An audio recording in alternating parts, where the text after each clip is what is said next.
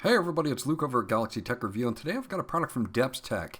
This is the DS300 Industrial Endoscope. You can check it out on Amazon at the time of this review for about $60. I'll have that link in the description below, as always, for you guys to check out. So let's get into this. It's got a lot of good things to say about it at a very competitive price point if you're looking for an endoscope to work on, say your car or plumbing or any hard to reach places that you need to find things. You can do it with this endoscope.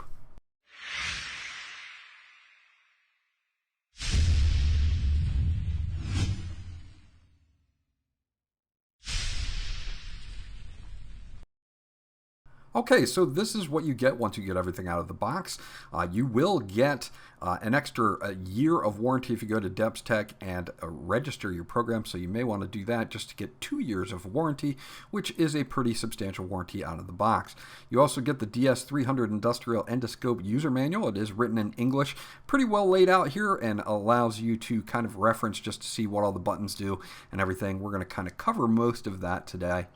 You do get a charge cable here, which is a standard USB to micro USB charging cable, and you can plug this into any USB port on your computer or your laptop, or a wall adapter with a USB. It'll take about 4 hours to totally run this guy down, so you can run it for 4 hours straight. And it takes about 2 hours to fully charge it up. Now you do get a lot of interesting probe tips here. You do have one that has a hook on it, so you can put that on the end of the probe. If you see something down there that you need, say down a drain pipe or something like that, you can grab that. You do have a right angle mirror here, so if you are inside, say, some plumbing and you need to look at the side wall of the plumbing, you can use that. And of course we have a magnetic attachment as well, so it'll pick up any metal that you may be trying to fish out of somewhere, maybe a nut or a bolt out of an engine or something like that. So a very wide variety of tips that they give you, as DEPSTECH always does. So overall, pretty nice. Now you get a 4.3-inch screen here. It's got a 170-degree viewing angle on it. It's full HD 1080p. You can also capture in 720p. You can capture video and pictures. You've got your menu button, and next to that, of course, is a rotation of 180 degrees on the lens. You've got some navigation buttons and, of course, your power button on here as well.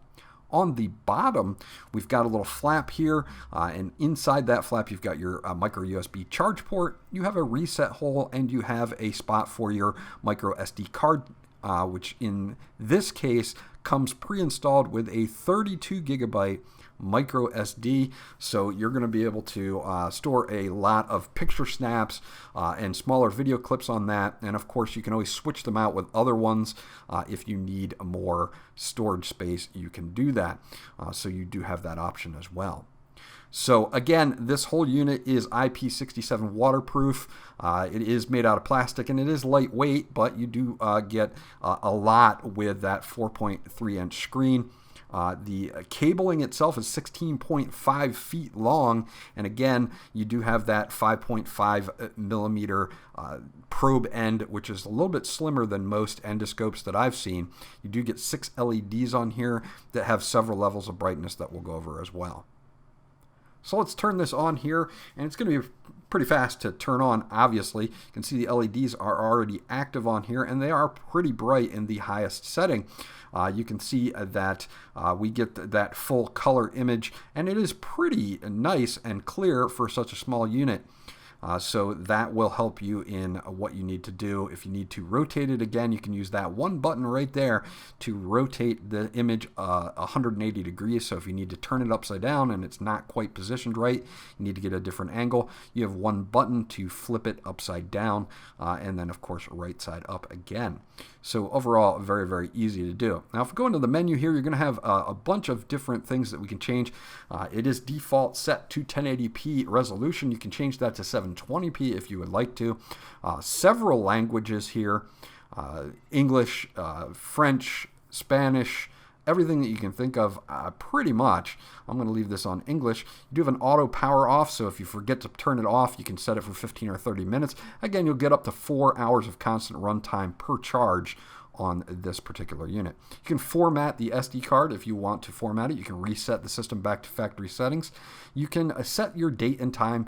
Again, if you want to do that, you can do that. I'm not going to do that right now for the whole review here. It really doesn't make a difference whether I have the time set or not, but that's where you can do it.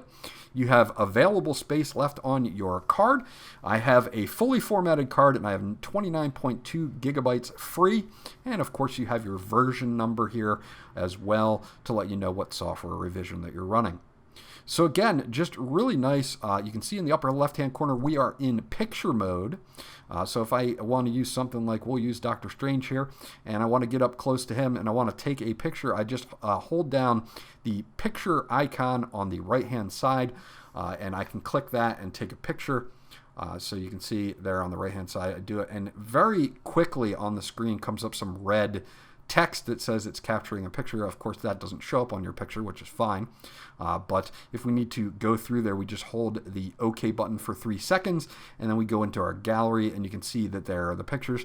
And these are nice pictures. These are pretty decent. I can get up and really in close to see things that I may be working on.